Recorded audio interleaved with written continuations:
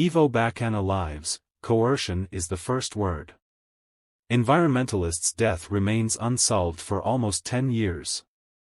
Over the decades, the Tibres/Tronox area has been managed by the companies Andrade Gutierrez in partnership with Bayer. Millennium Chemicals, 1998, Lyondell, 2004, Crystal, 2007, and Tronox. Ivo BACANA was silenced hours after denouncing. At the opening of an inquiry, by the Environmental Prosecutor's Office of the Public Prosecutor's Office, MP, of Kamakari, which put back under the spotlight the environmental pollution attributed to Tronox, a pigment industry installed on the edge of Kamakari. Many, however, refuse to talk about the harmful effects of the plant. They fear reprisals. They carry in their memory the vivid memory of Ivo BACANA, silenced after denouncing the company in 2014. The investigation initiated by the Public Prosecutor's Office aimed to prove compliance with a Conduct Adjustment Term, TAC, signed in December 2012 and revealed that it is not only the residents of areas who are afraid to confront Tronox. A great shadow hangs over the enterprise, and the agencies that would be responsible for inspecting it, even with reports from the Kamakari Health Department, proving the high incidence of cancer in the area's health unit, directly affected by the dumping of heavy metals underground, which contaminates the water table, and by the toxic smoke expelled by the Tronox chimneys. INEMA, the agency responsible for granting environmental licenses and monitoring compliance with the aforementioned TAC, informed the MP that it is only able to send the reports related to this monitoring in the future, despite all the renewals granted over more than 10 years. A fear that has a name and a surname. Ivo Barreto do Couto Filho. And other stories are kept silent for fear of reprisals. The mere mention of the allegations of contamination of the water table, and of the diseases resulting from this pollution, provokes silent indignant inquiry. Have you heard of Ivo BACANA?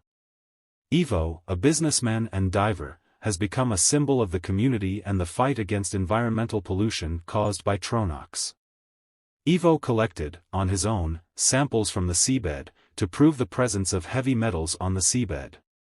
On the same day that he spoke in the Legislative Assembly, Ivo was silenced during a robbery at the parking lot of his property, in the neighborhood of Nazar, in Salvador.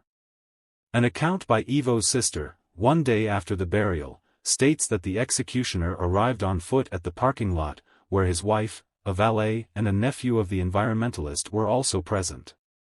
After collecting everyone's cell phones, the perpetrator allegedly said to Ivo, "It's you I want."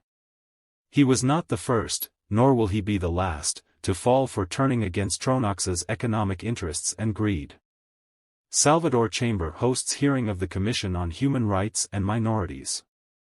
The silencing of Bahian environmentalist Ivo Barreto do Couto Filho, known as Ivo BACANA, was the theme of the public hearing held in the auditorium of the City Council of Salvador, by the Commission on Human Rights and Minorities of the Federal Chamber.